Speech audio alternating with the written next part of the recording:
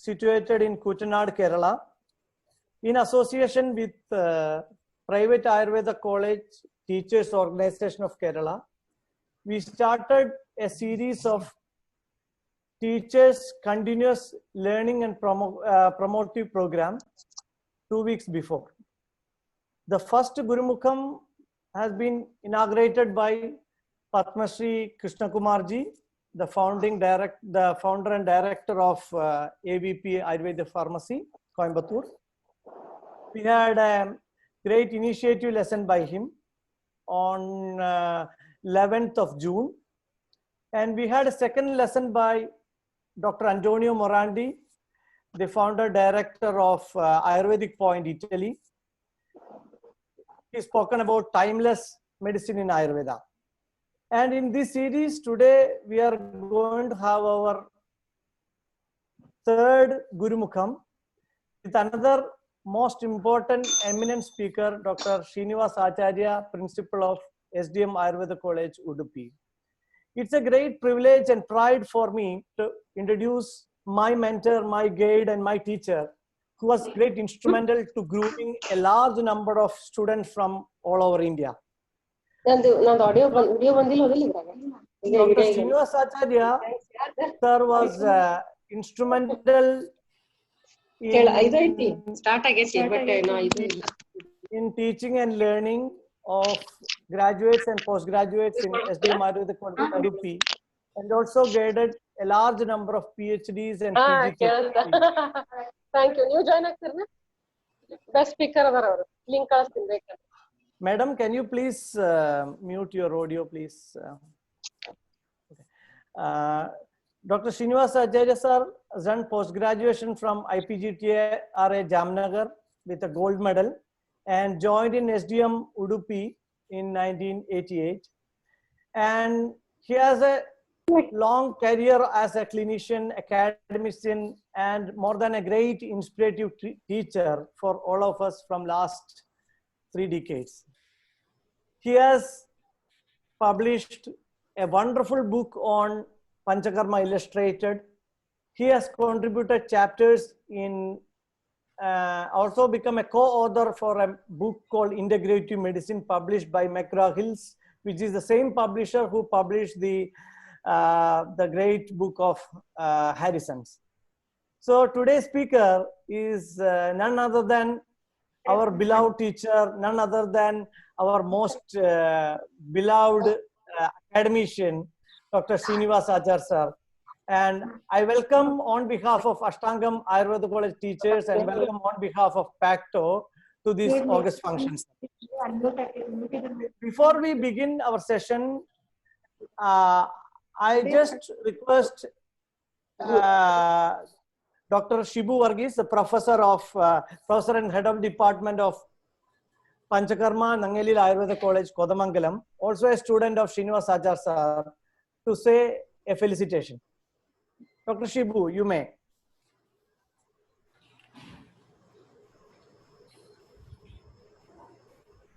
Good afternoon, Ajay sir.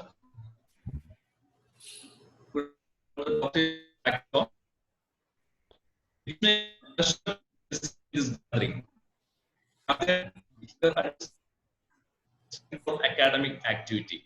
So when PACTO has been formed, our main aim was to support the private Ayurveda colleges, at the same time to provide reoriented programs and to conduct research. So the first thing is already been done perfectly by the present day organizers, and now we are stepping into a new step, that is the reorientation program. And for the reorientation program, it's a great proud and privilege that my own teacher of KIL sir, Dr. Srinivas Acharya sir, has come and is going to present this topic, and it gives me a great pleasure at this time. Also, PACTO is an organization set up for the welfare of private Ayurveda college teachers to impart the skills or to improve the skills of the doctors. I am very much pleased to be aware that PACTO is ensuring this all by means.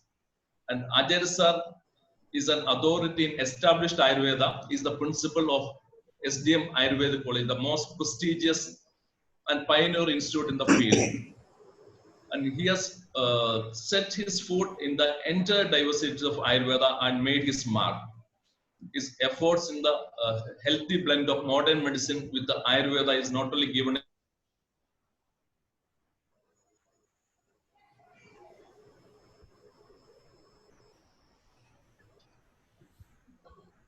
including, sorry, the connection got in, including me, especially in the terms of this biochemical investigations and radiological investigations. I started learning the investigation. I'm taking on investigations and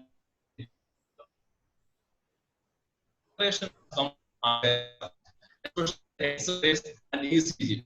Narrate something in the hospital for some other work, and my physiotherapist and her father came saying that he got some chest discomfort. So I immediately took an ECG and found that he's having an acute myocardial infection, and immediately I sent him for the hospital. To save the life of the patient, it is only because of Acharya sir was taught the basics of ECG. And he is the one who inspired me to learn the radiological inspection and the scope of investigations in Ayurveda. So it's a great privilege that Acharya sir has come to for giving me an opportunity to felicitate my guru and wish you all the success for this venture. Thank you. Thank you, Shibu. Now I request our beloved teacher, Srinivasa Acharya sir, to begin his lecture. Sir, I have already made you host. We have already made you host, so you can share your screen. Okay.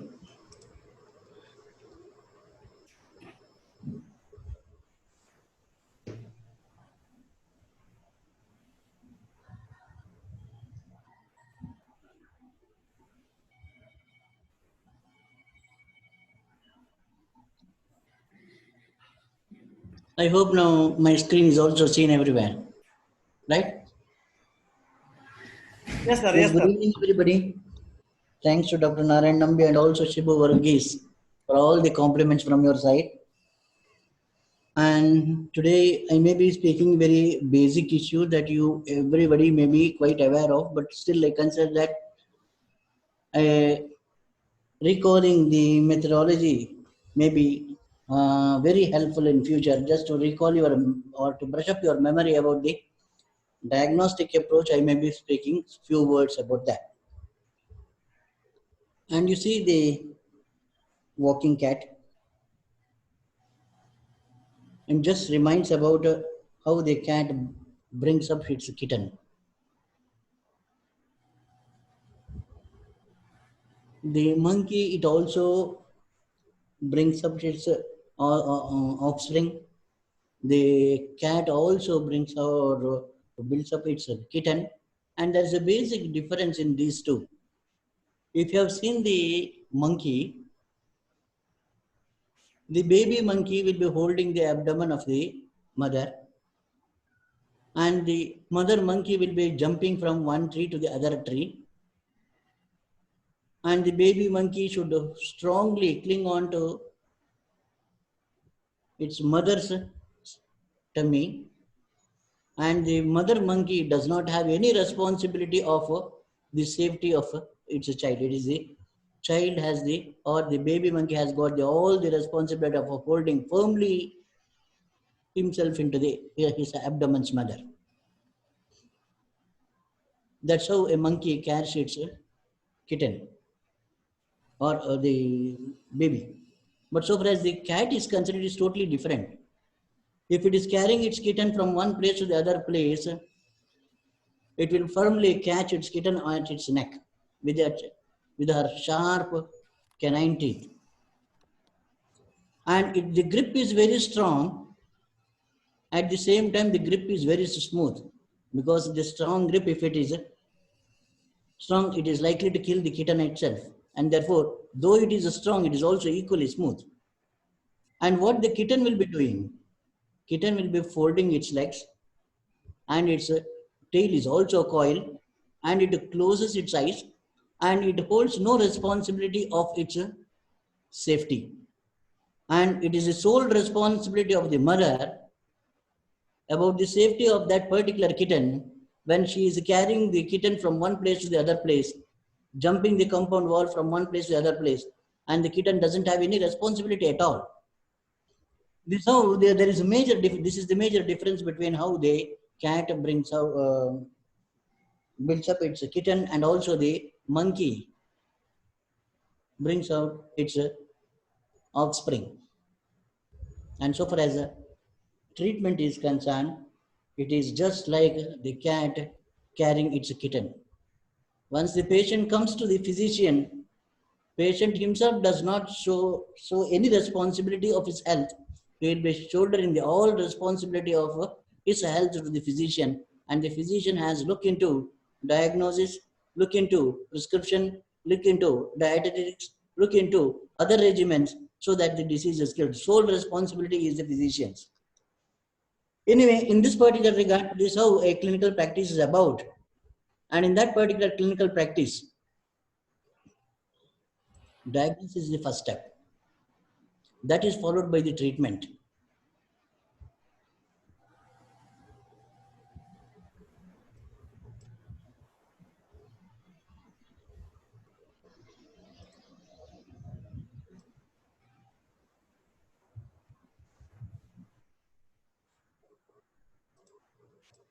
Diagnosis is the first step, treatment is the second step, follow-up is the third step, and I shall be restricting myself to the diagnostic aspect.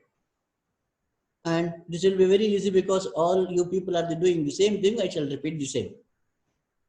And it is being said in the literature that tatra idam upadishanti buddhimantaha rogam ekaikam evam prakopanam. In what way it has caused yoni evam yonim, which particular dosha is involved, and in what way it is manifesting. Is it the severe form? Is it the milder form? Or is it the body which is involved? Or is it the mind which is involved? And what is the symptomatology of that? And what about it? Does it cause any complications or not? All these informations are included in the diagnosis. All these informations are included in the diagnosis. That itself is the purpose of the planning of the diagnosis. And how you actually begin your diagnosis? You do the physical examination, you inquire about the patient, or you unravel the whole story of the illness. Once the whole story of the illness is unraveled, all the symptoms that are present, all the signs that are present, then you will make a diagnosis. And usually this is achieved in 5 steps.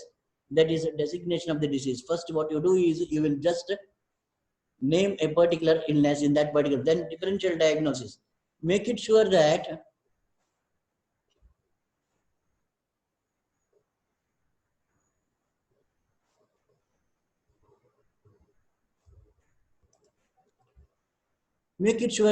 there may be similar other diseases that need to be differentiated.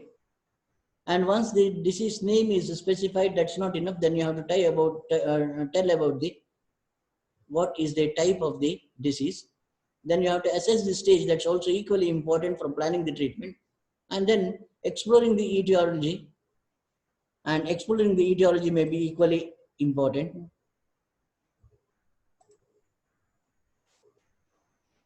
And that's how the different steps that you adopt. And in that also, the first step, what you do is you just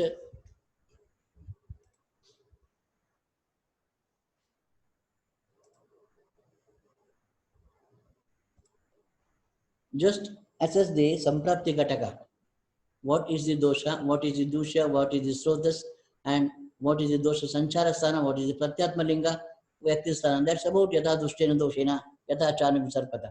Once that is known, probably the disease name is also known.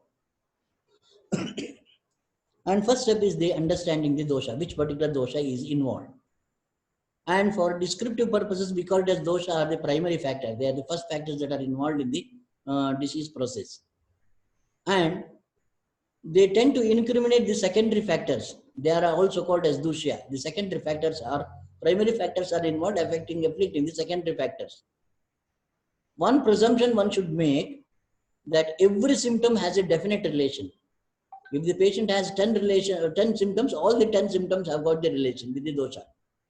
And if the patient has 20 symptoms, then 20 symptoms have got this relation with the dosha. That means if any symptom is there that's caused by the dosha, that is the presumption. And it may be physical or mental. Both need to be considered. And so far as the causation and modification are the two relations between the symptom and the dosha, and that need to be differentiated. And also, depleted dosha does not cause the disease. That's the rule. And by this particular presumption, then you will decide what is the dosha which is involved in the case. I shall make more matter. I shall make.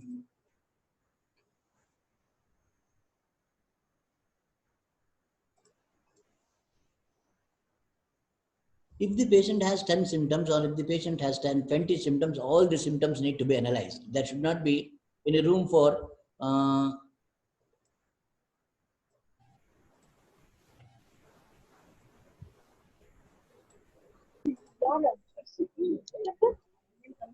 all symptoms need to be analyzed, both physical and mental.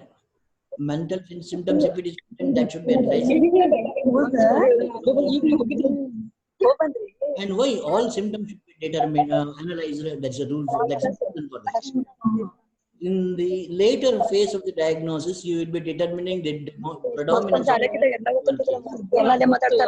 are different methods for analyzing the dominance of the dosha in a given disease, but one of the criteria is the number of symptoms that are representing a particular dosha. And if 10 symptoms are there, if all the 10 symptoms are analyzed, and if 8 symptoms are suggestive of one dosha and another 2 symptoms are suggestive of other 2 dosha, then the symptoms representing 8 dosha is considered predominant dosha. That means doshic predominance is being determined by the dominance of or the predominance of the number of symptoms itself. And therefore, there is no question of leaving any one symptom unanalyzed in the case. And secondly, the virulence of the dosha. More the number of symptoms, that means the dosha is said to be more severe. And for that particular you have to consider all the symptoms present in the case. And all the symptoms, and they also tell about the prognosis. And if the 10 possible symptoms are present, or 10 possible symptoms, and all the 10 are present in the patient, means that is a poor prognosis. And out of the 10 possible symptoms, if only 2 are present in a particular individual, that indicates that a comparatively has got a better prognosis. And therefore, you are supposed to consider the doshic symptom, you are supposed to consider the symptom and relate those symptoms to a particular dosha, assuming that every symptom has got a relation with the dosha. That's the rule. And therefore, all symptoms need to be analyzed. And when we say that if a patient has any particular symptom and that must have a relation with the dosha, there may be no exception. Exception is only the Raja Yakshma, where it is being said that Makshika Gunakeshanam Trananam Padananicha Prayo Annapane Keshanam Nakanam Vardhanam. When a person is taking the food, and if the Trana or the Kesha, if it is falling on the food, that is considered to be the premonitory symptom of Raja Yakshma, and that is unrelated to the dosha. But in all the other occasions, if any symptom is there, definitely it has got a relation. Either it is a Karshya, Karshnya, Ushna Kamitva, or it is a Raga, Daha, Paka, Toda, or it is a Shota, Gaurava, Alasya, Staimitya. Whatever it may be, whatever the symptom the patient has, it must have a relation to dosha, and accordingly you have to determine the doshic involvement.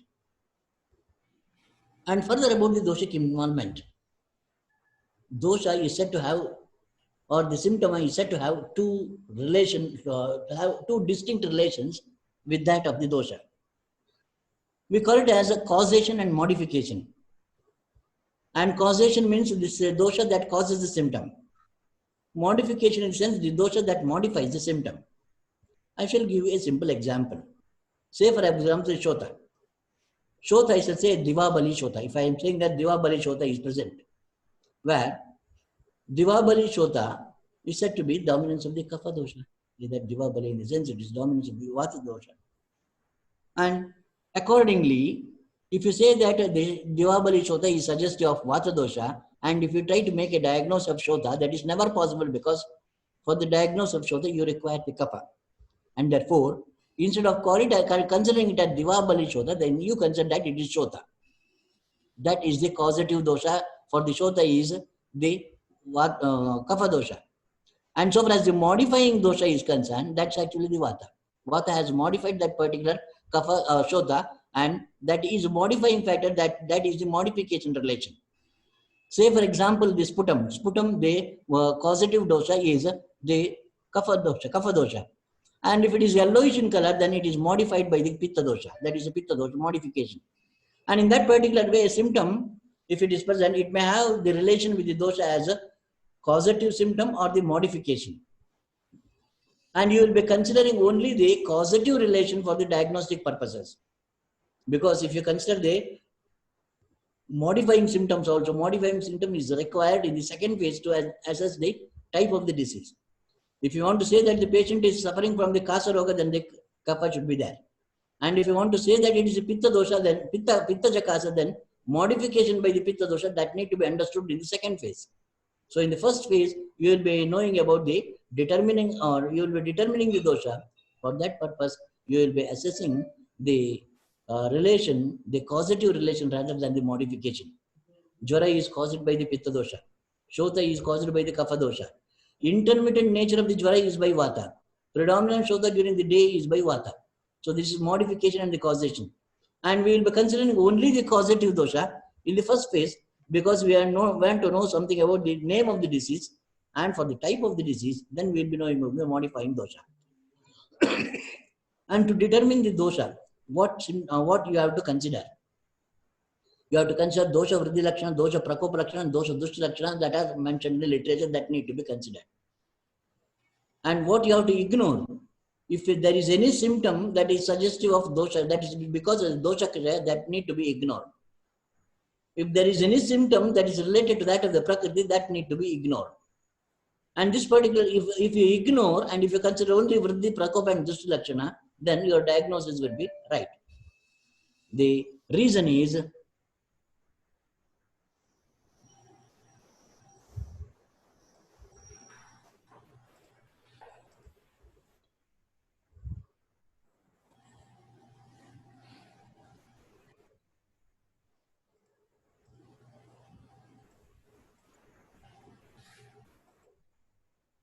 Sir, can you make me the host in between so that I can just change something? Sir, Raja sir, are you able to hear me? yes, I am able to hear me. Yeah. Because people Sorry. are joining, I have to Yeah, admit yes, them. that's what. I will make my host, because just change me in your click. You just click on my name or Ashtangam name, so we can be host, so that it will not disturb you. They will join it. Okay. Sorry, sir. Okay, it's okay. And dosha kshaya lakshana and the dosha prakriti lakshana, that need to be ignored. And it is required to ignore because, say for example, the person has got the karsya, then immediately you say that it is a vata prakopa lakshana and the prakopita vata lakshana. And it is also suggestive of kapha kshaya lakshana. That means for every symptom, it has got a dosha vriddhi dushti relation, and it may also have a dosha kshaya relation. And if you analyze every symptom with this dosha vriddhi and dosha kshaya, probably in every disease you will end up with this doshic manifestation that does not serve the purpose. And therefore, literature has specified that China hi doshas falingani matra vikara nadikam juradim kartum samartha. Since its relation in the causation of the disease is minimum, it is best ignored for the diagnostic purposes.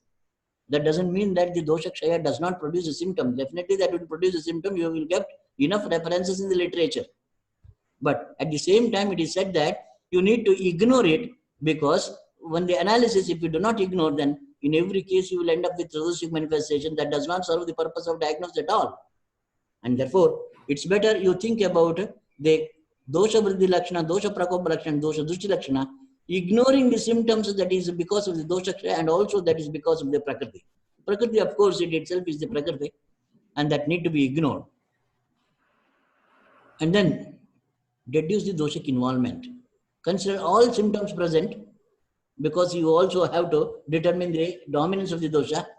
Consider vriddhi, prakopa and dushti lakshana, and avoid dosha kshaya lakshana and dosha prakriti lakshana. That's help in identifying the exact pathology and arriving at a concrete diagnosis. That's about you determine the dosha.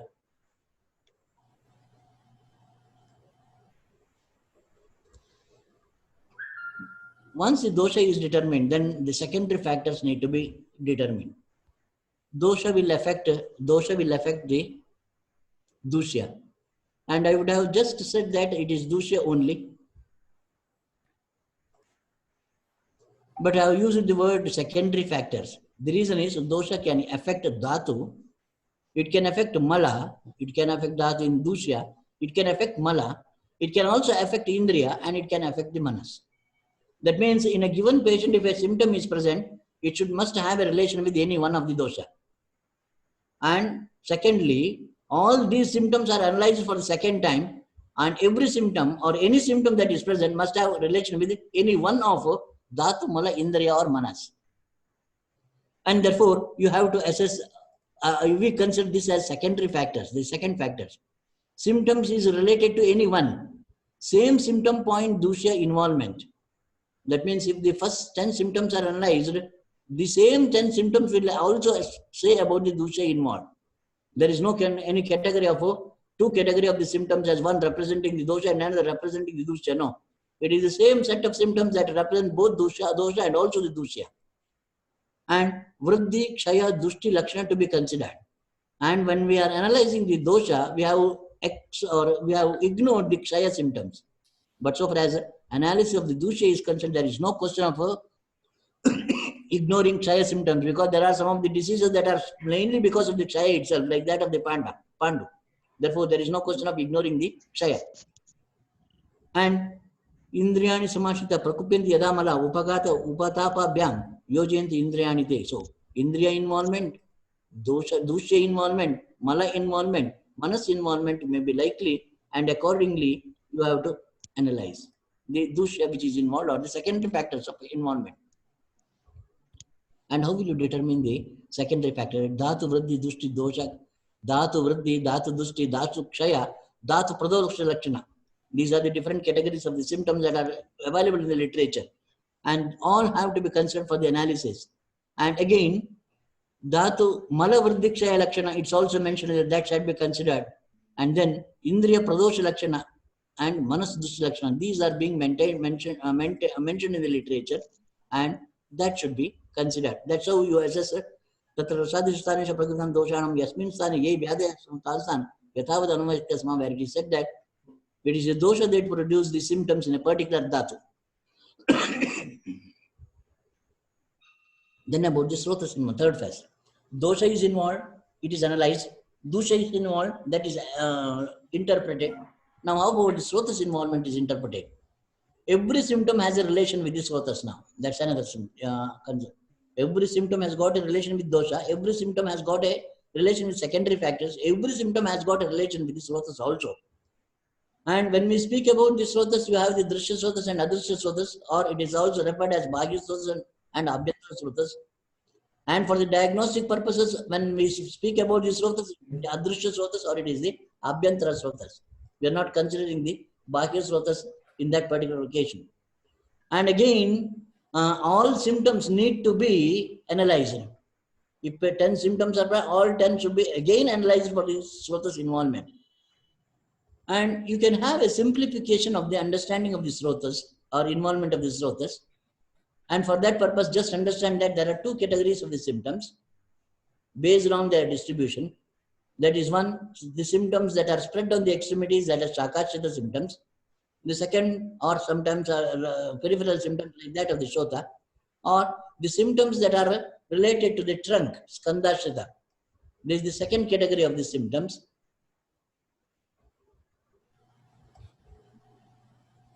Second category of the symptoms, like that of the shwasa. That means it is related to the trunk or skandashita. Categorize the symptom into central and peripheral. That is shakashita and skandashita. And for the shakashita symptoms that are present in the periphery of the body, name the relevant srotas of the dhatu, mala, indriya, manas affected. And if you say that the patient has the rasadhatu lakshana, and you have to say that rasava srotas is affected. Raktava srotas is affected, then raktava dhatu is not, raktava srotas is affected. That is invariable, that you need not find for the symptoms. If you have determined that Raktadhatu is involved, invariably it says that Raktava Srotas is also affected. That is, peripheral symptoms consider level Srotas of the Dhatu. And if any symptom, if it is central, that is from the core of the body, from the skandha, then for every symptom you have to mention 2 Srotas. I shall give you an example. Shota is Rasavaha and definitely related to the periphery. But Swasa is concerned, that is Skandashita, where you have to mention 2 Srotas, that is Rasavaha and Pranamaha. And similarly, Pralapa, you have the 2, Raktavaha and Manovaha. In other words, to say, if any particular symptom is residing in the periphery, then you have to mention only one, you are supposed to mention 1 Srotas that is relevant to the Dhatu affected. And the second is the trunk. And if the trunk is involved, then you, for every symptom, where you have to mention about 2 Srotas. One, the Dhatuvaha Srotas, the second one is the Srotas that is very typical, very particular to that of the Skandha. And if I have any exception to say, then it is actually the Sveda. Sveda also with this. When the sweating is involved, then you may have to mention about the 2 Srotas. You have to mention about the Sveda Srotas, and you may also mention about the Medo Srotas. Anyway, deciding the Srotas is very simple. If the symptoms are only located in the periphery, then the determination of the Dhatu itself is the Srotas involved. And if the truncal symptoms are present, then for every symptom that is present, that you have to mention 2 Srotas, and that has to be added. And based on that, you will be deciding the Srotas.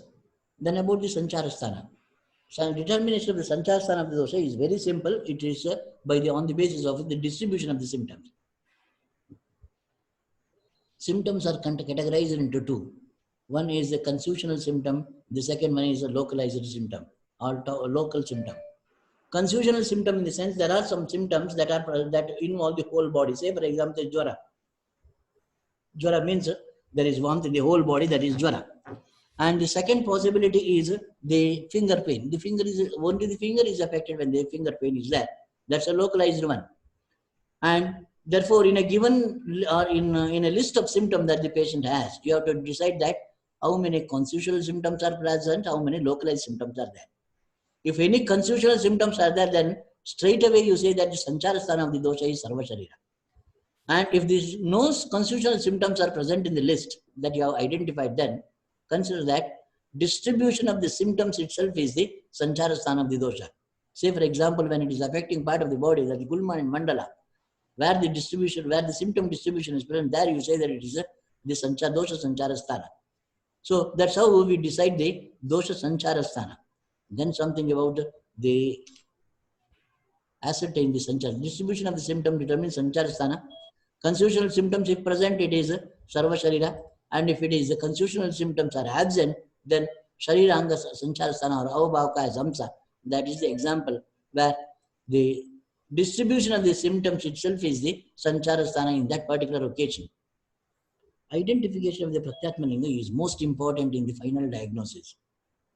And Pratyatmalinga, in the sense, it is the symptom that is inevitable for the diagnosis. Without that, you cannot make a diagnosis. And identification of Pratyatmalinga is most important. The reason is you have the Udara Shula and Udara Roga, most persistent. In sense, a patient who is suffering from the abdominal pain, a patient is suffering from the diarrhea, and the patient who is suffering from the abdominal distension. When these 3 symptoms are present, one physician may diagnose as Atisara, another patient may diagnose as Udara Shula, and third patient may diagnose it as Ana. So, Admana. These are the 3 possibilities. And how about finaling the disease? Then, in such situations, 3 symptoms present in 3 patients, diagnosis is different, where determination of the diagnosis is based on the Pratyatmalinga. Out of the symptoms, how to decide that the particular symptom is Pratyatmalinga? Then, that is considered on the basis of most severe symptom. Say, for example, the person is suffering from these 3 symptoms, and he has visited the toilet 20 times, and he has also the abdominal pain and some amount of distension. Then definitely you say that it is Atisara. And the patient is shouting with abdominal pain from morning to evening, has passed 2 loose stools, then probably your diagnosis is Chula rather than the Atisara.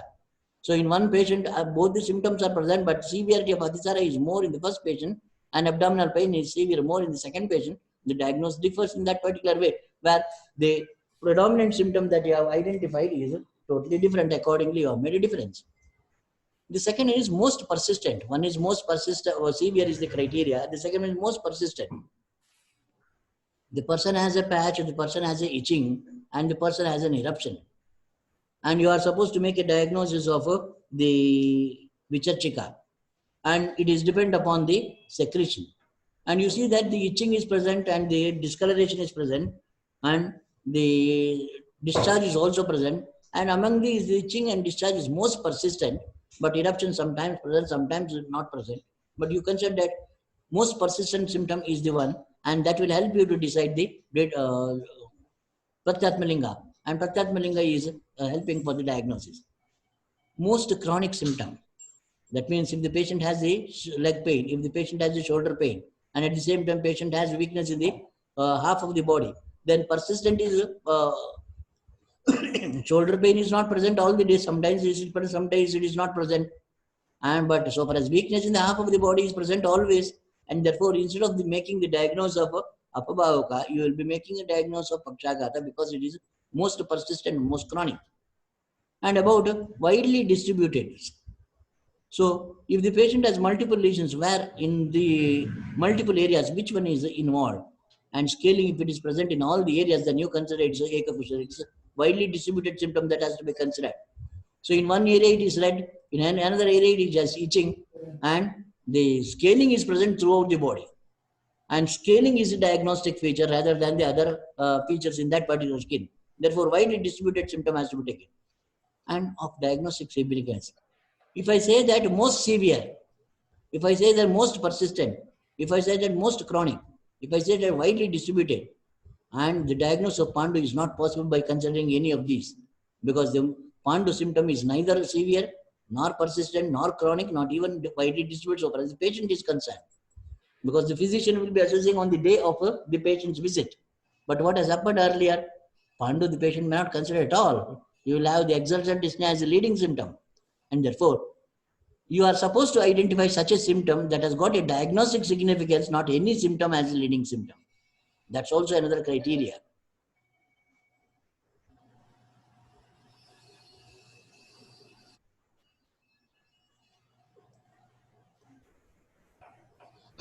Vyaktisthana, where the Pratyatmalinga is present, that itself is the Vyaktisthana, and the identification of the Vyaktisthana is very simple. And so among these elaborations, the exploring of the Nidana is considered to be most difficult. The reason is, establish the causal relation with the suspected factor. That is only possible if person has got a trauma history. Immediately the patient has developed the symptom, then diagnosis is very easy. Etiological diagnosis is very easy. Illness among the cohabitants. Say the patient has inguinal itch, the patient 1. Another member in the family is also having the same, then inguinal itch. Third member in the family is also having the same. Then you consider it's a contagious disease. The identification is easy. That etiological diagnosis is easy. Illness among the family members. You see that there are about 10 family members. And in 3 generations, the disease is seen. Then probably you say that it is inherited one. You consider that it is an inherited one. So inherited, then more number of family members are affected. Or if the person has developed the symptoms immediately after the exposure. Say for example, the person is standing for about 5 hours in the sun and then developed the unconsciousness, then you have a reason. The patient has consumed the jackfruit in the morning and in the afternoon the patient had vomiting and diarrhea. There is a reason. That is exposure, symptom developing immediately after the exposure. If that is the case, then it is possible. And based on these one or the other criteria, you are supposed to identify an Atma Satmya. That means as soon as the person is exposed to a particular substance, the person develops the symptoms like that of the exposure to the Raja or Duma, the person has unprecedented sneezing. Then you have the reason, Raja and Duma as the cause.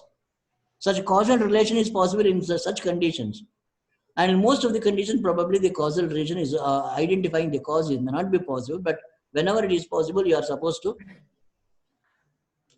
follow. So, more people exposed, only one suffer.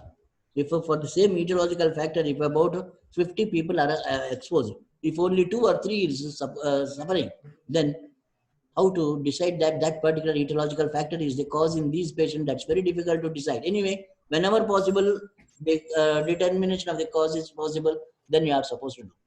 Then about the naming of the disease. Very simple. If you have identified the Pratyatma Linga, Atisara as the Pratyatma Linga, diagnosis Atisara. Chardi as the Pratyatma Linga, Chardi is diagnosed. Shwasa as the Pratyatma Linga, Shwasa is the diagnosis. But this is not the case in every case, because naming of the disease is different in different occasions. Say, for example, Panataya, Kalaya Kanja, or Acharana Yoni Vyapak, where the etiology itself is considered as the name of the disease. And Prameya Pidaka, where predisposing illness is being considered as considered for the name of the disease. Or Grahani Yoni Vyapat Mukaroga, where the structure affected itself is considered for the naming of the disease. And organ and symptoms, that is Hridaya is organ, Shula is a symptom, Pada is organ, Dari is a symptom.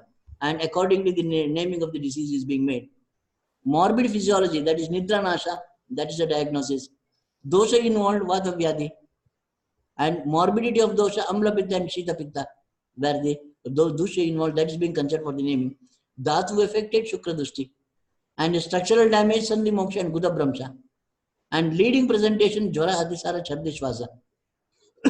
And identification of the Pratyatma Linga is most helpful in diagnosing if the leading presentation itself is considered for the diagnosis purposes. And interacting dosha and dosha Rakta Pitta. And similarly of the symptom Gulma and Brahma, incidence the Adyavata. So anyway, this is the criteria for naming the disease in the Ayurvedic literature. And among that, Jwara Atisara Chardi Shwasa is the most common. And where the Pratyatma Linga itself is considered as the criteria for naming the disease, and accordingly the disease is diagnosed. And if that is not the case, then you have the other naming criteria. Based on that, you can name the disease based on the other criteria. So diagnosis of the disease based on the Pratyatma Linga, Udara Shula, Adman, Atisara. If that is the case, then identification of Pratyatma Linga itself is helpful in that. If you have identified Shula as a Pratyatma Linga, diagnosis will Udara Shula. So anyway, you have analyzed the dosha, dushas, rotas, sancharasthana, Pratyatma Linga, everything, and may have made a diagnosis. And once you have made a diagnosis, you are supposed to tally description. You see that the signs and symptoms that are mentioned in the literature all tally with that of the text. Or does it also say something else? And you see that the Samprapti Ghataka that you have determined is equal to the one mentioned in the literature. That particular tallying, if it is tallied, then your diagnosis is okay. The next step is, if you are diagnosed as Atisara, the diagnosis is not complete. You have to say that it is Vatajatsara, Pittajatsara, Kafajatsara. If you say that the Vata Rakta, then you have to say diagnosis is not complete, then you have to tell Vatanabandhi, Pittanabandhi, Kapanabandhi. That's about naming of the type of the disease. And how will you name the type of the disease? That is identifying the dominance of the dosha. Vatadisara is a diagnosis if the dominance of Vata dosha is present as per the symptomatology. And identifying the dominance of the dosha or associated symptom or character of the leading symptom. These are the criteria. And how about identifying the dominance of the dosha in a given patient? In a given patient, it is the number of symptoms that represent a particular dosha. Whichever has got the more number, that will say about the dominance of the dosha. That's the easiest way and a rational way of identifying. And this may not be possible every time. Then you have the understanding of the Prakriti Sama Samamaya Samprapti and the Sapratyanika Samprapti. In the sense, Prakriti Sama Samamaya Samprapti, in the sense, the symptomatology is in accordance with the dosha involved. If that is the case, then you have a reason for analyzing the symptomatology for the diagnostic purpose of the type. That means symptoms are in accordance with the dosha itself.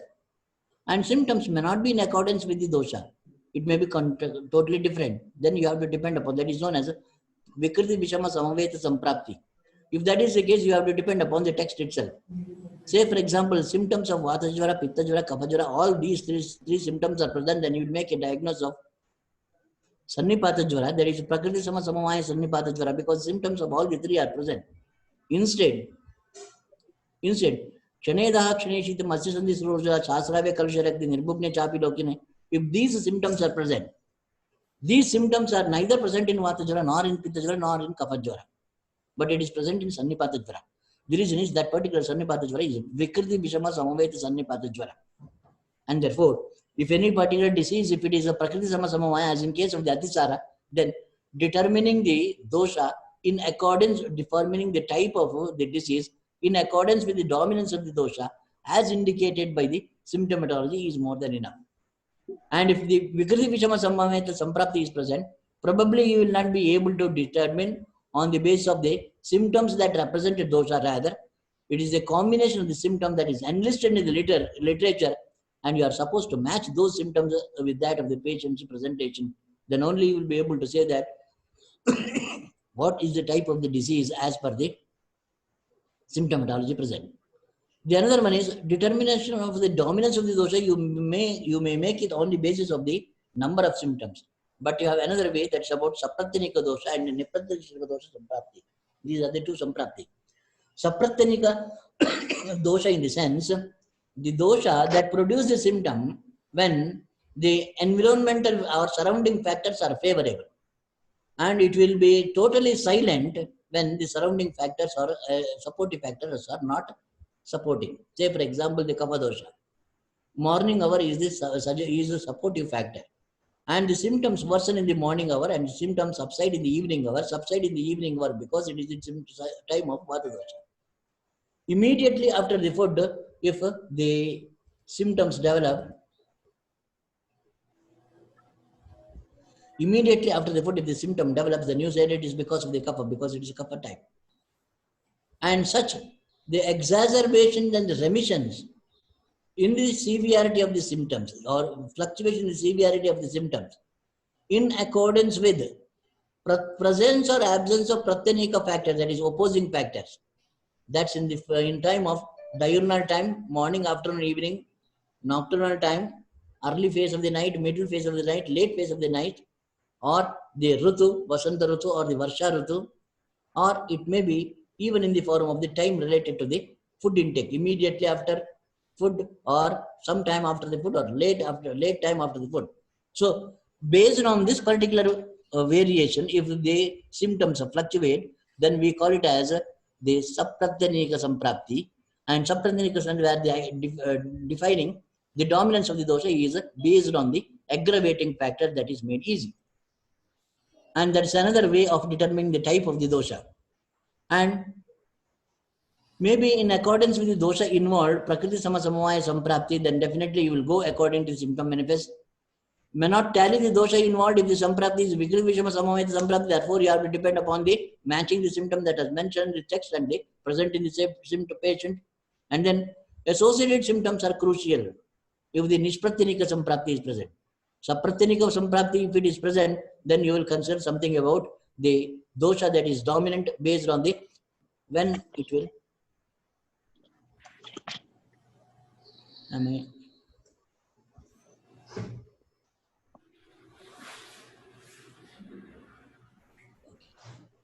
Based on the Sapratyanika nation, you will be able to decide the dominance of dosha. If it is Nishpratyanika,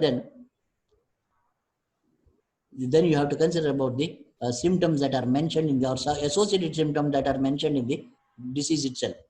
Say, for example, the Pitta dosha, Pittatisara is present. Pittatisara symptoms are mentioned, including the bleeding. And those symptoms, if they are present, then immediately say Pitta, that is associated symptoms. If the Achukari, Nishpratyanika manifestation is there, in such situations you have to consider about the associated symptom for determining. Tulya Dushya Desha Rutu Prakrititvad Maharambo Nishpratyaniko Bhavyadir Jayate. And it has been said that if all these factors, those Dushya, Desha and Rutu Prakriti, if they belong to the same category, the person is likely to suffer from Nishpratyanika manifestation, where from morning to evening it will continue and persist. There will not be any fluctuation in accordance with the time factor, now in accordance with the food, in accordance with Rutu. That is considered the Nishpratyanika Samprapti, where we will be dependent upon only the associated symptoms. So based either on the associated symptoms or on the basis of the number of symptoms, or on the basis of Saprathika factor, you can determine the associated dosha or secondary this dosha. It's a modifying dosha. And you have third criteria is identify dosha that are modified the presentation. Determine the dominance of the dosha by the modifying dosha. Dry cough and productive cough. Cough is caused by the kapha dosha for diagnosed as kasa. And dry cough is present and it's vataja kasa. Productive cough it is present and you can call it as kapha kasa. That is a modification.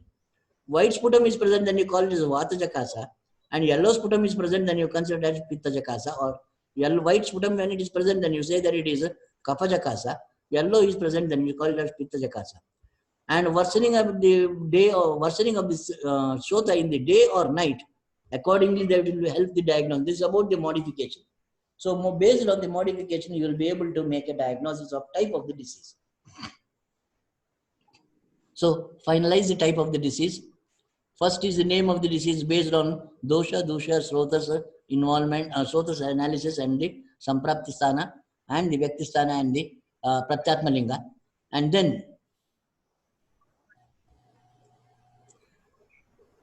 then analyze the second or the type of the disease. That's by the dominance of the dosha.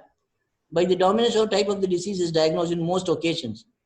Samprapti Kataka may be same in subtype of the disease. There are some of the occasions where this criteria may not be sufficient. Say, for example, in case of the Shwasa.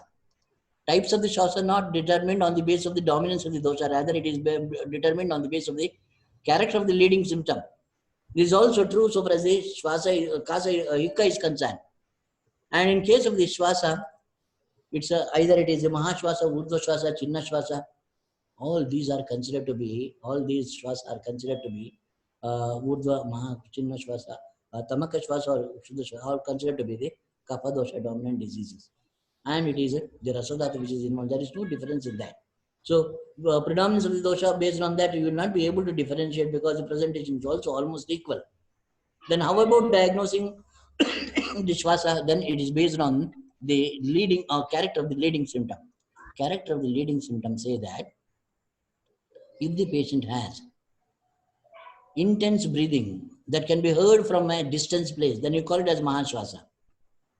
If the person has a breathing that is mostly exhaling with a little or no inspiration, then you call it as Urdhva Shwasa. If the person has a labored breathing, then you call it as a Tamaka Shwasa. If the patient exhibits a phase of a respiration, alternative phase of respiration and no respiration, then you call it as Chinna Shwasa.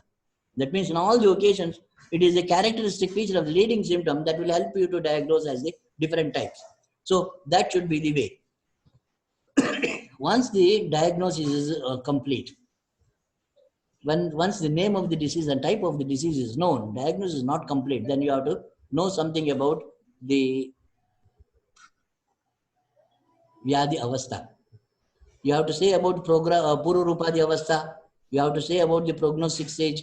You have to say something about Sama and Nirama stage and Bahu, Madhya, Alpadosha Avastha, acute and chronic.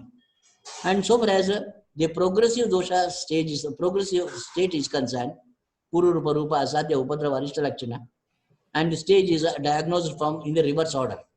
If the patient has the symptoms and in that Arishta Lakshana is present, it is Arishta Lakshana Avastha. If no Arishta Lakshana is present, then you have to look for Upadrava. Upadrava is present, Upadrava. No Upadrava is present, then go for the Sadhya Asadhya Lakshana Avastha. If the Asadhya Lakshanas are present, definitely you say that the Asadhya Lakshana Avastha. If none of them is present, then you consider Rupa Avastha. If the Rupa itself is not manifested, then you consider as Pura Rupa Avastha. That means you will be determining from the reverse order, and if any symptom suggests of a particular stage is present, then that particular stage of the disease is named.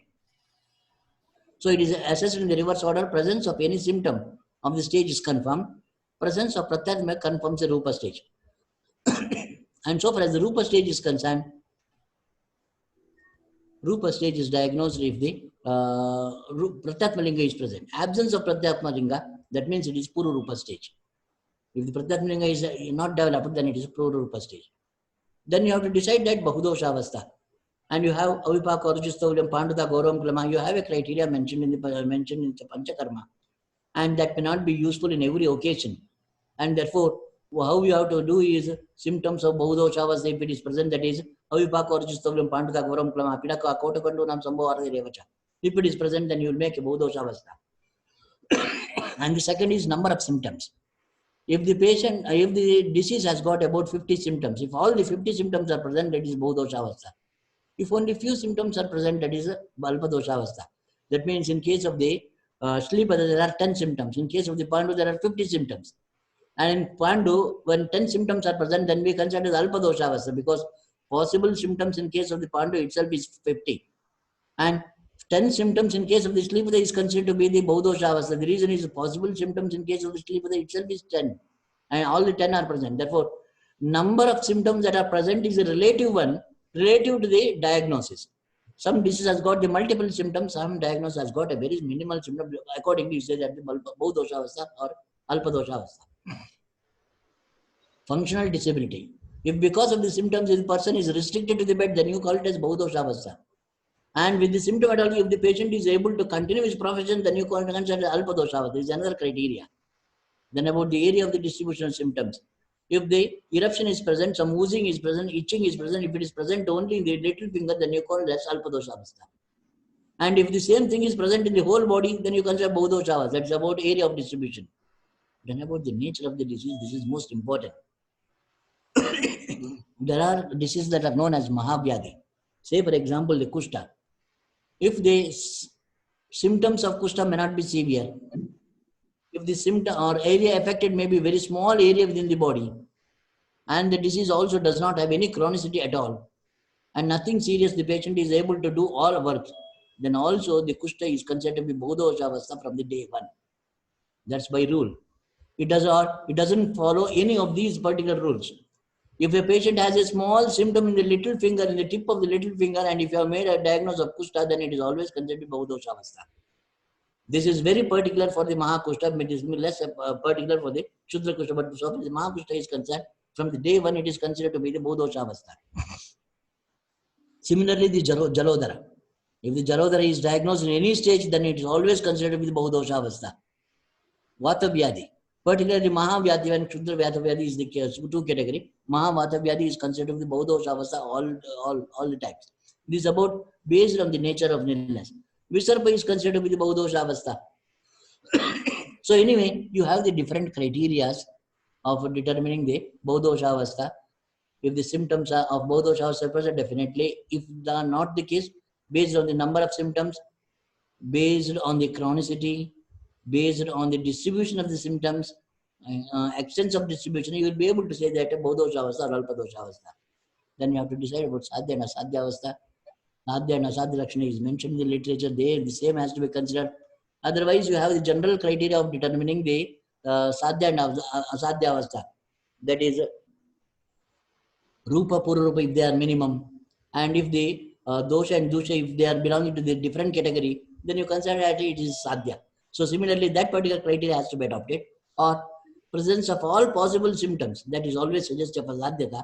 And severe functional disability, if it is present, then also you consider that it is less easy to cure or difficult to cure, or it is impossible to cure. Sama and Nirama Avastha, that has to be determined in any way. So Sama and Nirama, it is specified for some of the diseases, it is not specified for other diseases. Wherever it is specified, that has to be considered. Wherever it is not specified, you are supposed to follow the general rule. And so far as the general rule is concerned, it is related to the Koshtagata Ama only, not the other one. That is, if the patient has a lack of taste, if the patient has a lack of interest to take the food, and if the patient has distension of the abdomen, if the patient has constipation, these are all the symptoms that are suggestive of Ama in the Kosta. And that itself is need to be determined. And if this, say for example, in case of the Jwara, you will not be following the general principle that the specific rule is mentioned. For the Atisara is also specific rule is mentioned for determining the Sama and Nirama. For Grahani it is mentioned. For Vidrati it is mentioned. So wherever it is mentioned, you have to follow the same criteria for determining the Sama and Nirama. And if in other diseases where it is not mentioned, you are supposed to follow the Sama and Nirama stage as a general rule. And Ama related to Jatragni only. And why this particular, the importance for the Sama and Nirama Avastha, patient is suffering from the Pakshagata. About Sama and Nirama Avastha, In the case, patient who is suffering from the Pakshagata is also having lack of taste in the mouth, nausea and other symptoms, then you consider it Samavastha. And this particular Samavastha may be related with the disease, may not be related with the disease. So far as the Pakshagata is concerned, it is unrelated with the disease. But Sama and Nirama we determine because next phase of this particular practice is you are supposed to prescribe the medication. Shodhana or the Shamana is based on exploiting the ability of the gastrointestinal system. If you are giving the Shamana treatment, then you will be giving 12 grams of churna. You will be giving 50 ml of the Kashaya. You will be giving 150 ml of the Aswarishta. And if it is a ghee, then you will be giving about 150 ml to 200 ml. All these therapeutic medicine, therapeutic approaches demand strong gastric fire. And since the strong gastric fire is required for the treatment, in all the cases you consider Sama and Nirama stage. In any disease, if you are identified Sama stage, then convert into Nirama stage. And in case of the Vata Vyadhi, Sama and Nirama is gastrointestinal tract. And it is unrelated to the Pakshagata. Since you are treating the patient, Sama state in the patient is required for planning the treatment. You will be assessing Sama and Nirama stage based on these criteria. General criteria just for knowing about the state of gastrointestinal tract, because optimal state is required for that, and therefore that you need to do that. Hello.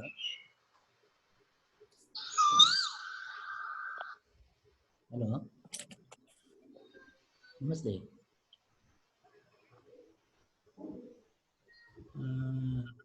ನಾನು program lecture ಮಾಡಿದ ಕೂಡ ಮಾಡ್ತೇನೆ. Okay okay ಚೇಂಬರಲ್ಲಿದ್ದೀನಿ. So Sama Nirama Avastha, spot the specific symptoms of Sama and Nirama stage, example Jvara Atisara, and if they are not that, then you follow the Jatragnivan. The purpose of doing that is because in the next phase of the treatment, you will be, you need to say something about you need to plan the treatment that depends upon the ability of the Agni. Then think about the Nava and Jirna Avastha. If it is specified in the literature, the same criteria. If it is not specified in the literature, say for example, the Jvara, it is being specified. And when it is not, and for Atisara like that, it is Ashukara that is being specified. Samvatsara cannot be there. But where it is not specified, then Anatikranta Samvatsaram, Anatikranta Vatsaratvam. So one Samvatsara is considered to be the new, and more than that is considered to be a chronic, that is general rule. Wherever it is not specified for the disease, and if it is, and then about the Dhatukata Avastha, that also you need to specify. So Dhatukata Avastha based on the symptoms. Class aliddene ಒಂದು ನಿಮಿಷ, ಇನ್ನು 5 ನಿಮಿಷ ಮುಗಿತದೆ. So that's about that, and this is about the whole diagnosis. And based on that, based on the diagnosis, you will be making a prescription, Shadopakrama, whatever the Shadopakrama that is required, that you will be planning.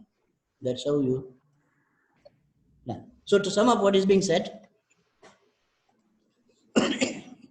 make a diagnosis based on the determination of the Samprapti Kataka, determine the dosha, determine the dosha, determine the srotas, and decide that what is the Sancharasthana, and decide that what is the Vyaktisthana, and most important is the Pratyatmalinga. Based on that, you just first, in the first step, you make a name of the diagnosis, name of the disease, and in the second step, you make an approach, you make an attempt to know about the type of the disease. That's based on the predominance of the dosha that is involved, either on the basis of the number, or on the basis of the Sapratyanikata, or on the basis of the associated symptom mentioned in the literature. You make the type of the disease. Once that particular type of the disease is over, first step of the diagnosis is over, second step is assessing the stage. It may be the Pururupa Avastha, it may be the Sadhya Asadhya Avastha, it may be the Sama Nirama Avastha, or it may be the Navina Jirna Avastha. Whatever it may be, you determine that. Once you determine the stage of the diagnosis over, now it is time for writing the prescription. This is enough for today. And I once again thank Dr. Narayan Nambi and also the Shibu Varghese, Dr. Shibu, for giving me an opportunity to speak to you people. And if you have any questions right now, definitely I shall be making an attempt to answer. Thank you, sir, for your Welcome. wonderful speech. I think there are many questions. Sir, can you change your hostship just to ourselves or to me in the right side? Can you just change the hostship so that I can unmute some people? Okay, Dr. Geeta, I think you want to ask me something. Please, Dr. Geeta.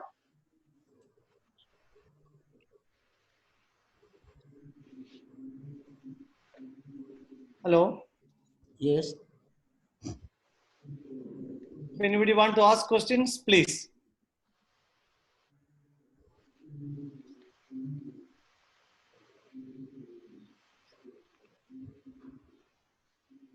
I think they are not unmuted, sir. Sir, I think from your side, can you please unmute, sir, all people?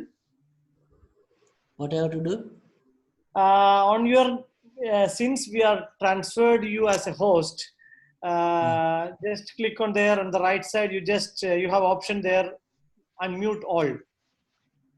Mute all. Yeah, unmute all, unmute all.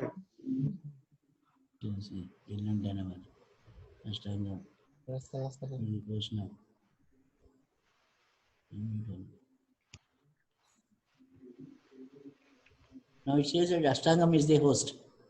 Okay, okay. Ramya, now I think you, Ramya, I think you have raised your hand. I think you can ask question. Dr. Ramya. Hello, am I audible, sir? Yes. Yeah, yeah. Namaskaram, sir. Namaste. Very happy to hear from you because I'm Ramya. I'm working in Department of Panchakarma at Ashtangam Ayurveda Vidyapeetham. And we have Right. heard a lot about you from your students who are our teachers in Kerala. My question to you is, sir, as a clinician and as an academician, if with your so much of experience and the vast kind of experience that you had in clinics as a teacher, as a clinician, what would be the most important 3 things that you would advise us as upcoming teachers that we should follow daily or in our clinical life, both as a clinician as well as an academic? It seems to be a very broad question. There is nothing specific in that. Anyway, a right approach for the diagnosis and methodical way of prescribing with the textual support, rationality, that itself should be the way. And since whatever you are doing in front of the students will be learning. That means there should be a rationality. If you prescribe a Sudarshana Churna, and if you have made a right diagnosis of Jara, and you have given the Sudarshana Churna as the prescription, and if the patient has responded very well, then probably that particular the student who also understands that it's according to the principle you have made a diagnosis, according to the principle you have prescribed, and according to the prognosis the patient has shown a response. And if this is shown to the patient, shown to the students, probably the students will appreciate the subject a lot. So I shall tell you there are different ways of expressing the therapeutic effect. Some people will be based on the guna principle. Some people say something about the rasa principle. Something say about the Panchamahabhuta principle. There are different principles. Based on that, you will be making a prescription. And among those different ways of identifying a particular prescription, best way that Charaka has adopted is the Agraushadhi principle. Agraushadhi principle in the sense Musta Parapatakam, Jore, Trijalam, Dubbash, Losodom, Raja, Service, Basti, Girijam, Meha, Shudatri, Nishe. If your prescription is in accordance with this, if it is available, then probably your response or your therapeutic effect is maximum. Where you will not be considering something about the dosha, something about the rasa, guna, virya, vipaka, but you will be considering the karma of that. And karma of that particular, the drug is most important, and for a specific diagnosis, specific prescription is the rule. And if your diagnosis is Atisara, and what is mentioned in the literature, if it is prescribed, that is the best prescription. And you have made a diagnosis of Atisara for the Grahani, you are likely to fail. And therefore, your approach should be very particular and in the diagnosis and also the prescription. And if your prescription is based on the Agroshati principle, then your success is the best one.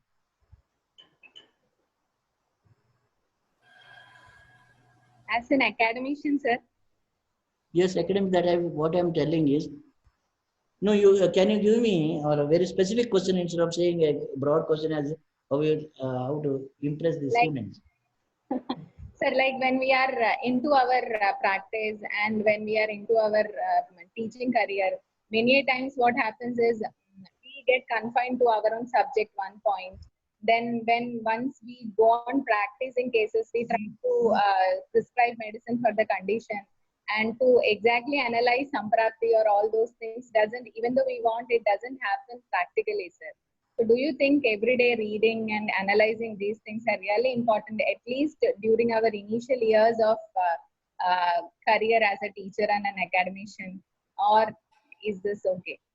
See, if anybody says that every day you will be analyzing the dosha, samprapti, kata, everything, only after that treatment has to be given, definitely it is the case.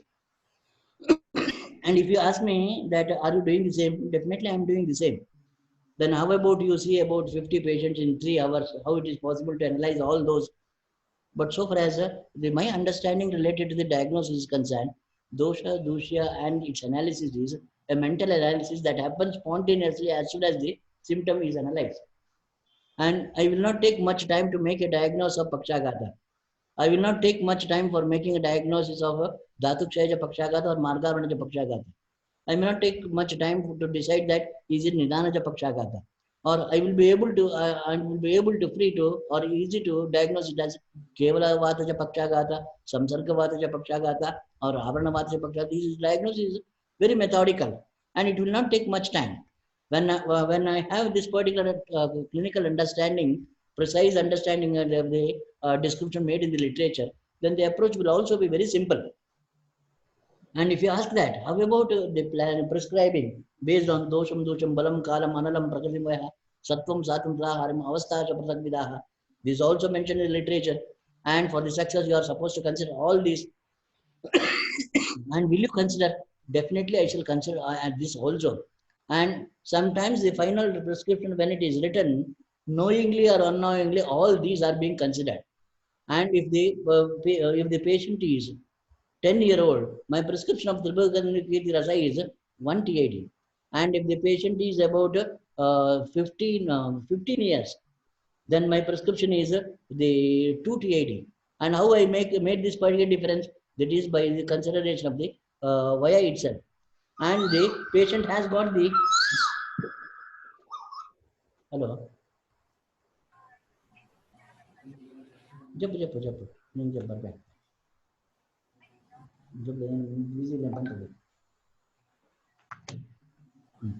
And dosham dusham balam kalam, and the patient has got the joint pain, and if the female is somewhere around the age of 30 years, I may not prescribe the chitraka because it can worsen the bleeding. That means I have considered that also, and in that particular case I shall prescribe rasna.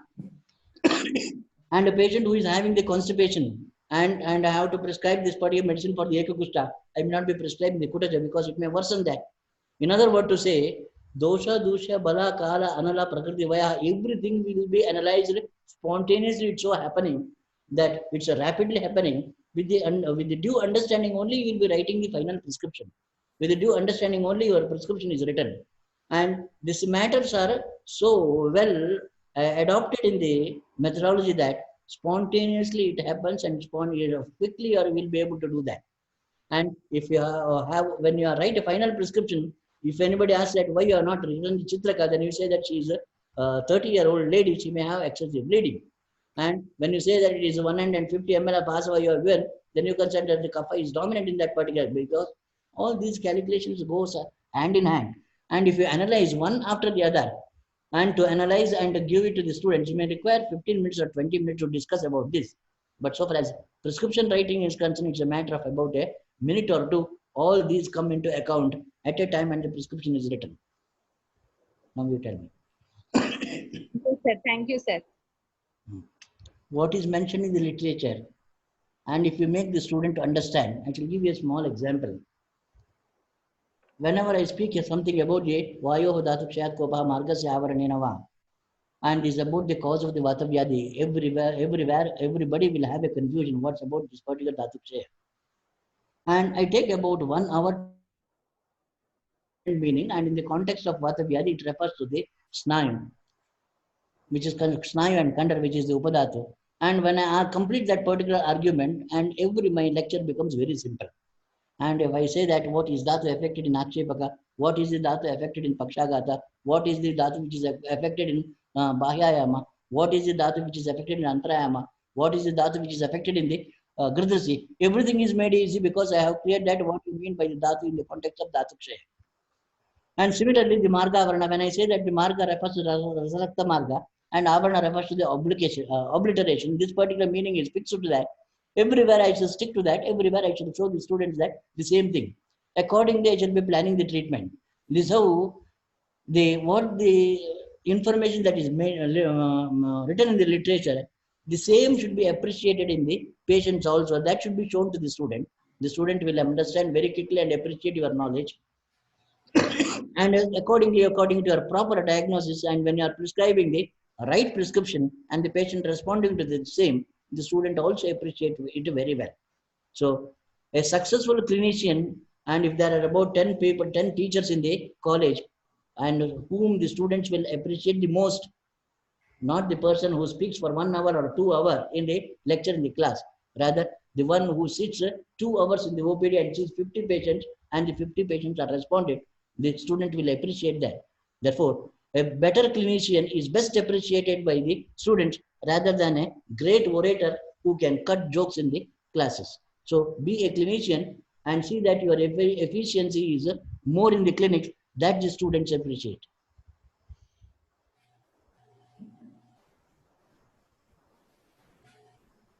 Any more?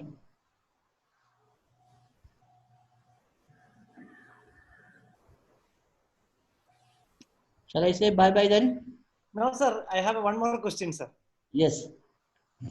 When I was your student at 2000, One? for a back pain, sir, when I was your student in SDM, for a back pain, you were using Vishamushti Vadi. Yes. And after 10 years, when I came there, you are using another set of medicine. Few months before when I came there, you are using Lashuna Rasayana for the back pain cases in IPD. So as a clinician, how was the evolution that you are taking in the process, and how this Probably could be 10 or 15 years back when I'm using the Vishamushti, and 2 years back when you came, I was using the Lashuna. My principle related to the understanding the disease has not changed at all. I shall give you an example. If the patient is suffering from an illness, that's probably the Vata Vyadhi, that's about 15 to 20 Vata Vyadhi, which is mentioned in the literature of in the chapter of Vata Vyadhi itself. That's about Dhamani and Sira, Kandara and the Snayu, these are being affected. And when these are being affected, the presentation is fourfold. One is the movement loss, the second one is movement excess. And sensory is concerned, either it is sensory loss or it is sensory excess. Sensory loss is Prasupti, movement loss is Pakshagata, excess movement is Akshepaka, and excessive sensation is Shuddha. These are the presentations. When the patient has a Pakshagata, probably I may not prescribe the Vishamushti. When the patient has the Gridhasi, I am likely to prescribe the Vishamushti. The reason is Vishamushti is more appropriate so far as the pain is concerned. When the patient has excessive movement, I shall prescribe the Sachara. I may not be prescribing Bala because Sachara is more appropriate so far as the involuntary movements are concerned or Atma Utta is concerned. That's more appropriate. When the person has got the... Hello. And when the person has got the loss of strength in the half of the body, I shall prescribe Bala. When the patient has a loss of sensation in the same body, then I shall prescribe Shatavari. And in toto, what I'm saying is, depending upon the symptomatology, there are best treatment that can be prescribed. When I'm prescribing a medicine, the number one is Shamana medicine. The number two is the symptomatic approach. Number three is the Rasayana. And when what you are speaking about the Vishamushti, that's actually the Shamana Chikitsa. And what about the Lashana? That's about the Rasayana Chikitsa. And the dosage and objective of Rasayana Chikitsa and dosage and objective of Shamana Chikitsa is totally different. Now also I stick to this Vishamusti. Now also I prescribe the Lashana both. And when I'm thinking about the Shamana medication is the main approach, then I shall be very particular about the Vishamusti or the Nirgundi as the main medication, or Shallaka as the main medication. And the principle remains the same. When multiple options are there, you have Vishamusti is one option, Dashana is the second option. Both the options now also it is being given. Thank you, sir. Yes. More questions?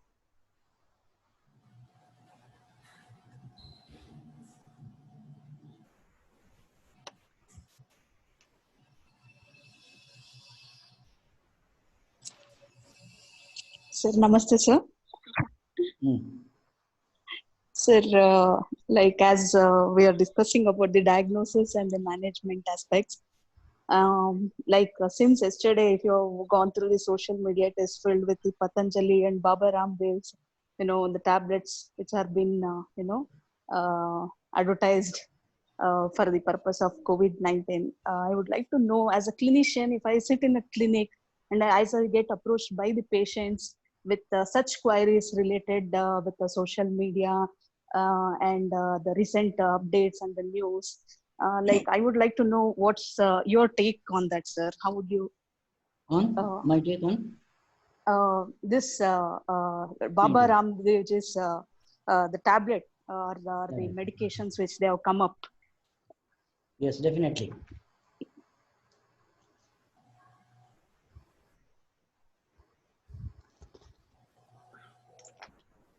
See, there are medicines,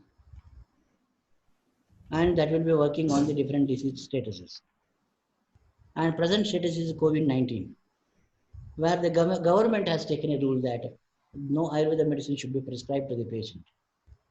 And there should not be any claim unless and until it is being claimed. Now the question is, if anybody comes to you with a diagnosis of corona and if they ask you to plan a prescription, definitely you have the reasons and you have a rationality of prescribing.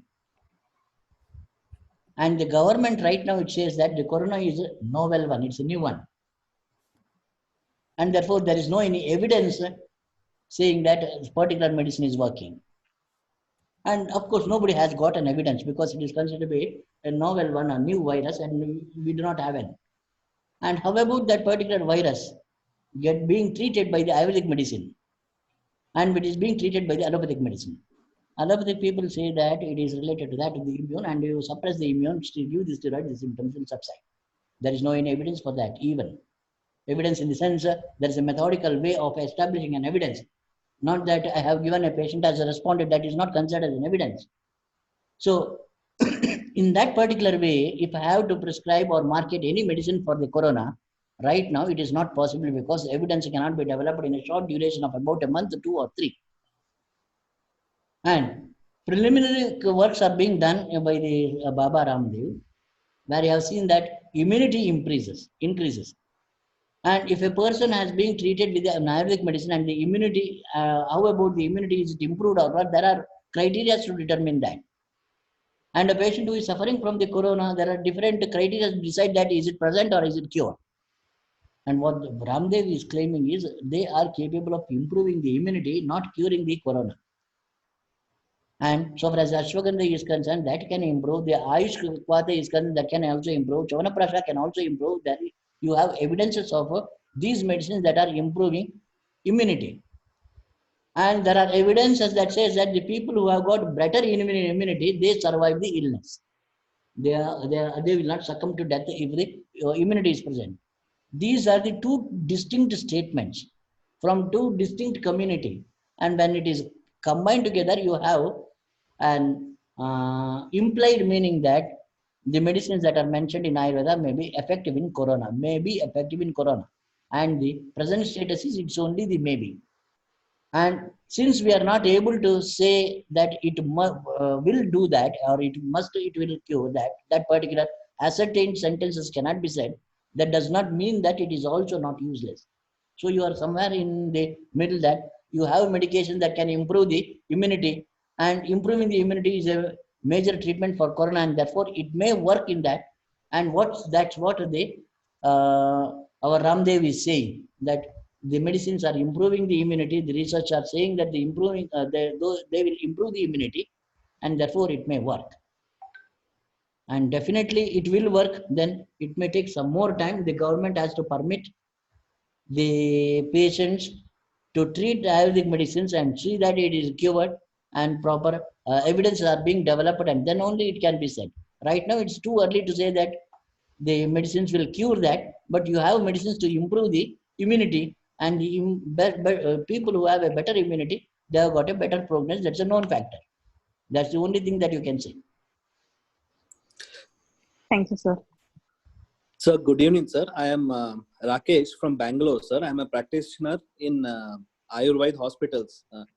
Sir, I have a question, that is, if a patient comes with multiple comorbidities, that is, Yes, yeah. comorbidities, Okay. that is, a Pakshagata patients having, liver failure or a CKD and multiple comorbidities, and is in on a Bedavastha or in a very complicated state. On what parameters would we diagnose which one, or what if there's Anyonya Avarana amongst all the dhatus and things like it? It's a little complicated. For example, after post from the neuro ICU or in ICU cases of Pakshagata, how do we diagnose that, which has to be treated first, that which parameter has to be treated first, Sroto Pariksha which has to be done first, which has to be attended first? What will be the crucial point at that point of time to diagnose and then treat, sir? So if the comorbidity is present, comorbidity should be diagnosed. There is no problem in that. So far as the present day diagnosis is concerned, who is in the ICU and you are sitting here and you are supposed to make a diagnosis, the patient who is suffering from the Hridroga, say for example, the patient is suffering from the Hridroga. Yeah. First symptom of the Hridroga may be the death. Correct. May not be the same in many, but the first symptom of the Hridroga may be a death. But is there any other way of assessing that Hridroga is present in the patient? So far as the Ayurvedic literature is concerned, there is nothing. But you have many other methodologies which is available in the, which is practiced in the modern medicine, that's like that of the angiogram and the others. Correct. And they are able to say that the patient has the cardiac disorder and they can treat accordingly. And why you need to wait until the death happens? And therefore, what we do is, for all the diagnoses, we'll make an Ayurvedic diagnosis. Say, for example, patients who are suffering from the stroke, we have a diagnosis of the Shiromarmabhigata as the diagnosis. And for the Hridroga, we have got the diagnosis of myocardial infarction. So in that particular, we make an alternative diagnosis. And the same investigation methodology which is mentioned for that is inculcated for your diagnosis, and so that your diagnosis is made easy. But so far as the Vyadhi Sankara is concerned, comorbidities are concerned, that need to be identified. And literature says that patient may be suffering from the Margavarna. Margavarna on different locations can cause different manifestations. Margavarna in the leg, it causes the Vatarakta. Margavarna in the Hridaya, it causes the Hridroga. Margavarna in the Shiras, it causes the Vata Vyadhi. Margavarna in the Shiras, it causes the Vataja Unmada. Margavarna in the Basti, it causes the Mutro Kasada. In that particular way, Margavarna is the same illness and producing manifestations at different locations. And the Charaka also has said that he says that the list of diseases that will occur if the patient is not treated for the Margavarna. That's about the comorbidities. Or if you see the Samprapti of a Staurya in case of the Sushruta, where he says that there will be excessive accumulation of fat, the patient will gain weight. At the same time, there will be multiple diseases that are related to that of the obliteration of the vessels. And all this, that's why a patient who has got the Hridroga may suffer from the stroke. A patient who has got the stroke may have the comorbidity of Hridroga. A patient who is having the stroke may have the comorbidity of Shonikabhichandana. In that particular way, multiple comorbidities may be present. Accordingly, it has to be diagnosed. All has to have a exact treatment. Okay. Thank you, sir.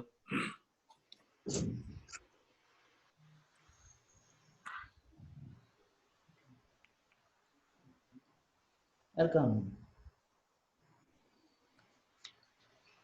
Anyone else?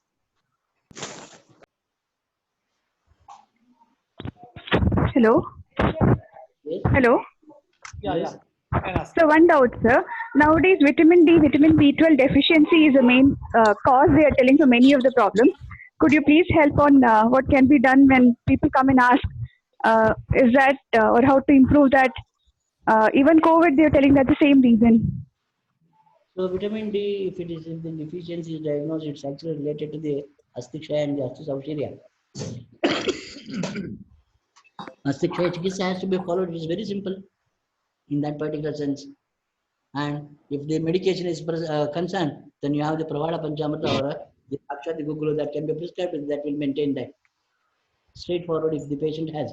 So you need not wait until the symptoms of asthixia or the symptoms of asthosauria happen, but you can straight away if those tests are positive, you can think about supplementing the bone by these medications or Sudhavarga drugs. This is also similar so far as the COVID-19 is concerned. You make a diagnosis of Jara, you make a diagnosis of Samajura and Niramajura, accordingly you plan the treatment. That's the only option that is available. Yes, Nick. Is it okay? Thank you, sir. I think Good evening, it's sir. a time for conclusion. Please, please. Okay, yes, Raj, you can ask. Sir, good evening, sir. Sir, one patient with 5-year-old, sir, diagnosed with a subacute sclerosing panencephalitis. Sir. So this is the first time I heard this case. So any suggestion from our end? This is mostly it's a fatal disease. I've researched. So any suggestions from our end, sir? It's being diagnosed as Balagraha.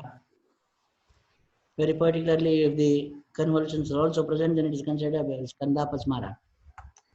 And usually these are being best treated by the initial treatment of Siddharthaka Yoga, that is followed by the Vatavyadi Chikitsa will give the response. And as far as the response is concerned, that's about 20 to 30% that I have observed, not more than that. Response is comparatively poor, but definitely the patient feels that your medicine works well other than or comparatively better than any other medicine that is being prescribed. So if you are prescribing in lines with the Vatavyadi and the Balagraha.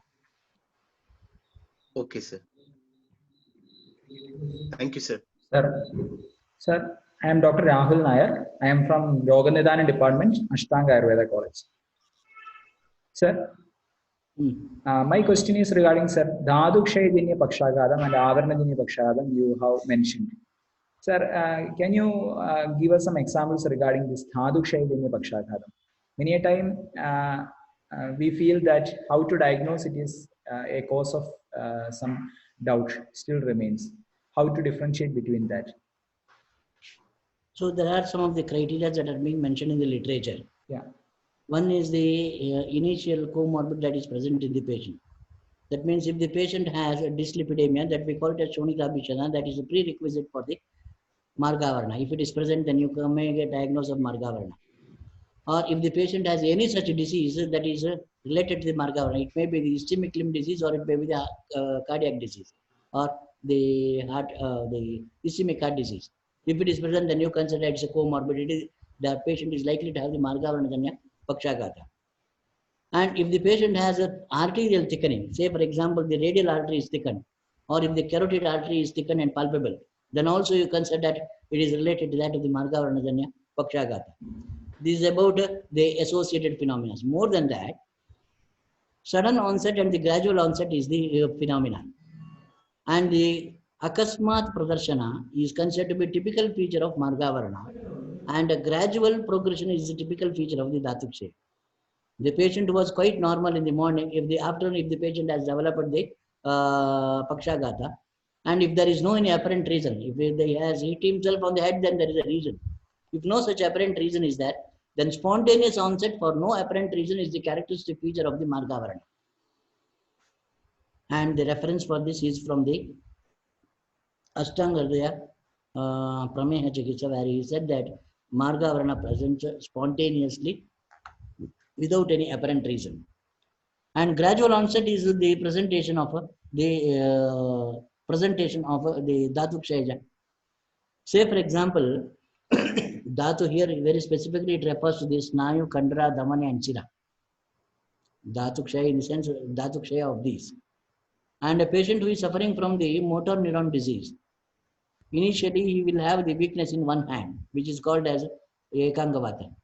Then there will be involvement of both the hand and the leg of one side, then it is considered Pakshagata.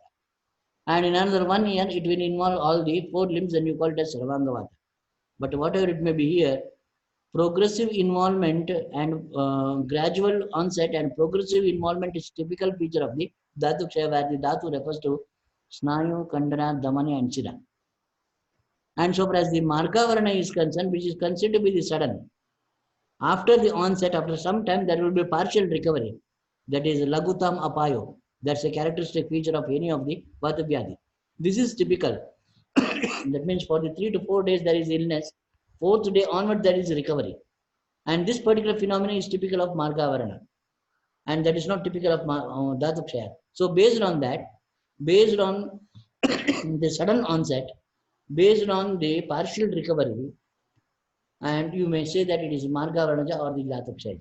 That is why how we differentiate clinically. Sir, but when we refer to the literature regarding the Dhadu Avarna, for example, Rakta Dhadu Avartavadam, we will get the symptoms like Rakta Avarde Sadaharti Tumam Sandaraja Vrasam, Avechiragi, Swayathu Jayade Mandalanicha. Such symptoms are not seen in Pakshagata patients, isn't it, sir?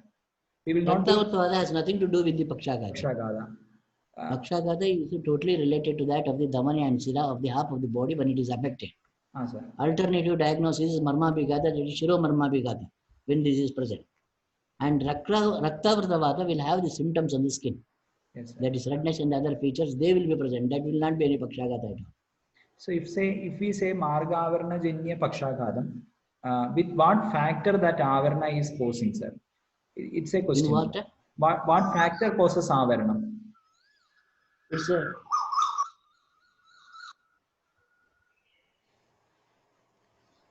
whether we will Margavarna is a separate topic where we consider that Margavarna is said to be a manifestation of a kapha dosha.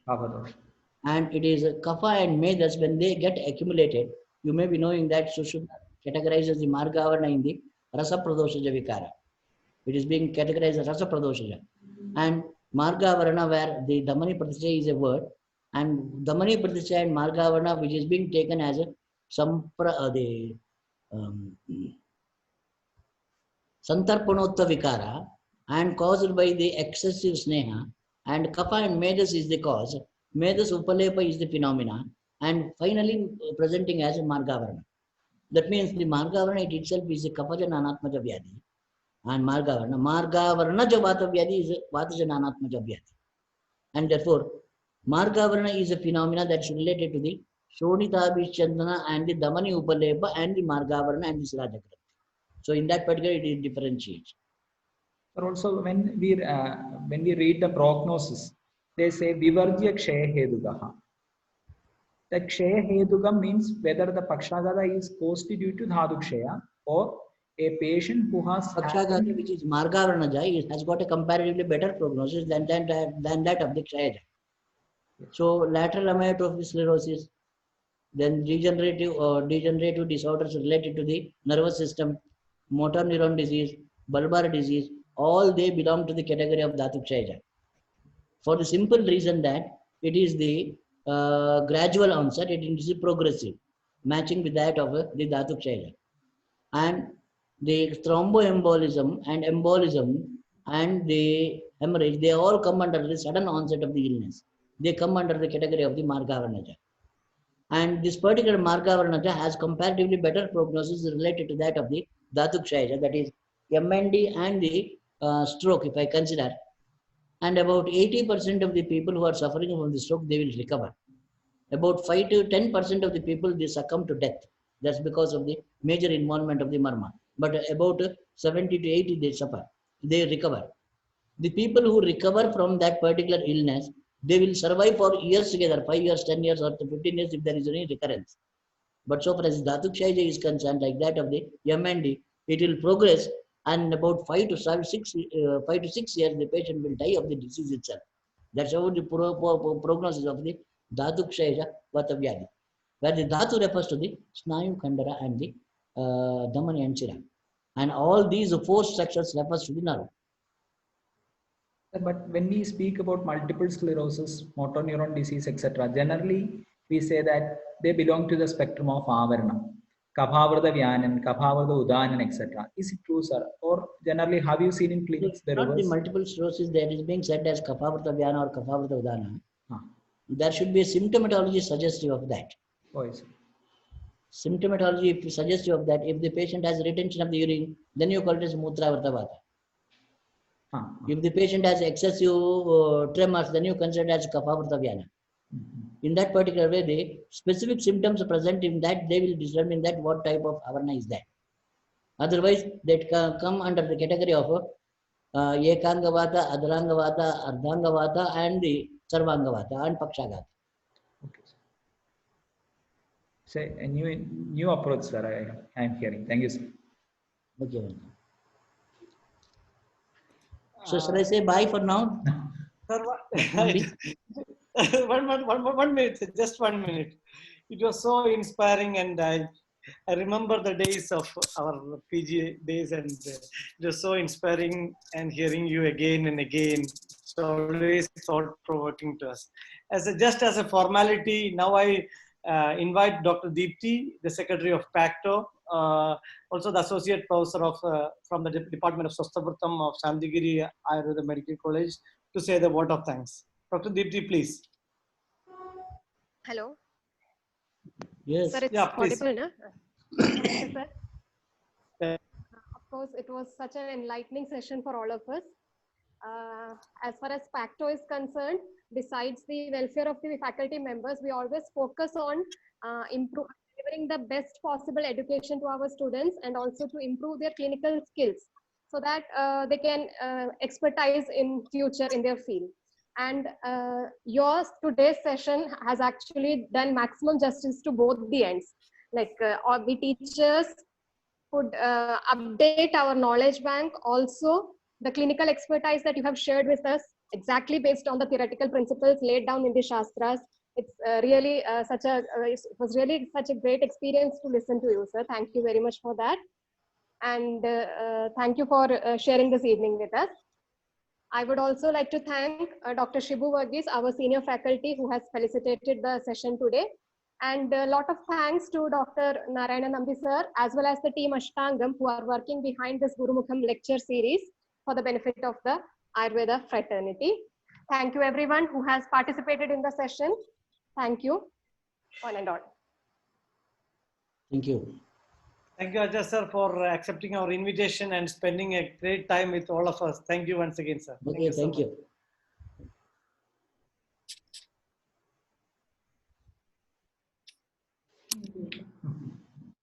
So much.